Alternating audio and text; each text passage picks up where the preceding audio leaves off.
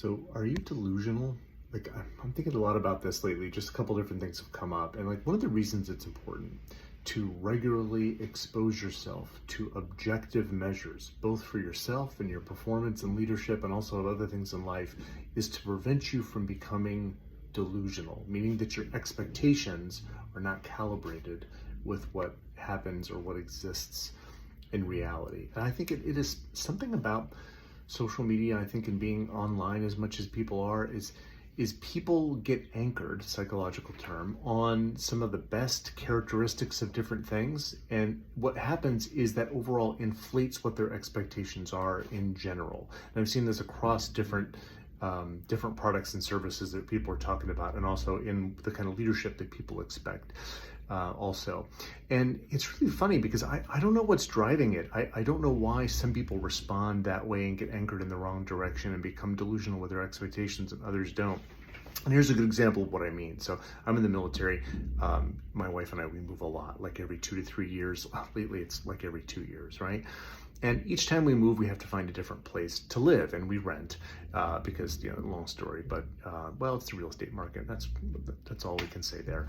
And so we rent, and so Carolyn is an expert at the real estate game, at like knowing different things about real estate, at doing the research that she needs to find us the best place to live, wherever it is we happen to be, wherever the Army sends us, right?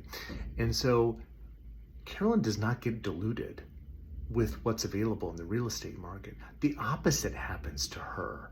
Like, her expectations become more aligned with what reality is, not less. And I don't know if it maybe she's a clearer thinker and a smarter person than almost everybody else, and maybe that's part of it. Maybe that's part of why it's successful for her. But her expectations become more realistic, not less. And other people's expectations seem to be less realistic when they're exposed to the same kind of information. It's really weird on what people anchor on.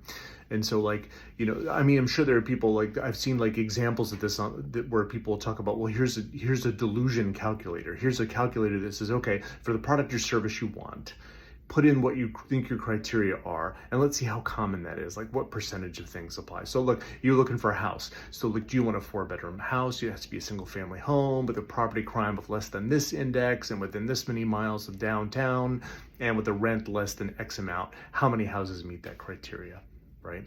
And so that's a really good idea. That's a really interesting little insight as to what the importance is of constantly holding yourself and your expectations to an objective standard, as it helps you feel better, and it helps you feel that you can actually get to where you need to go because you have a realistic understanding of what's happening in the world, and that you're not delusional. And this may or may not have anything to do with the fact that I measured my waist circumference after all that Thanksgiving food. There's got to be some sort of psychological principle here, just staring me in the face as to what am I not seeing? Tell me what's going on. What do we call this thing? This expectation thing, this delusion thing? Tell me what it is. I got to figure it out.